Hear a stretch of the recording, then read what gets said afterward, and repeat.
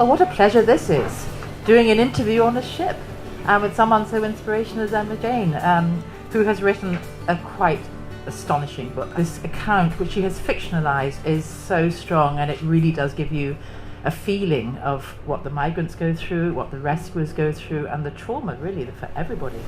We threw the rubber ring, but it was so hard to reach them. They were all scattered across 400-500 metres. When they saw the boat, they were waving, making sure we'd seen them, and there were little groups of 2 or 3 people clinging to each other, trying not to drown. You know, we're just ordinary people, Carmini reminds me. We're not professional lifesavers, NGOs or emergency services. We were terribly traumatised afterwards. And then my eyes fell to the byline, where I read, for the first time ever in a daily newspaper, by Lara Marlowe. I yelped for joy, I leapt into the air, and I ran around in circles. My life as a journalist had started. If you're writing short stories and they're not set somewhere, you're missing a trick. You know, so the setting is very important to the story.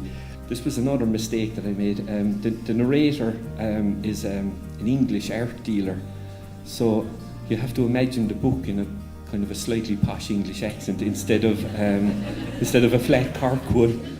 If you go to workshops, being really open, don't expect to come back with fully fledged work that's ready to be published, but to be open to something, then you'll find you'll get pointers that you need at the time.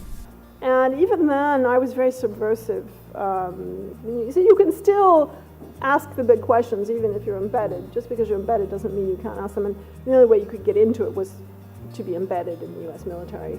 And that was a fascinating story. And I went in and I could talk to the Americans and I could talk to the Iraqis, and I could see that they absolutely did not understand each other and were not at all on the same wavelength, and how it was all going to fall apart.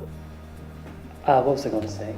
I can't remember what I was going to say. It was something profound.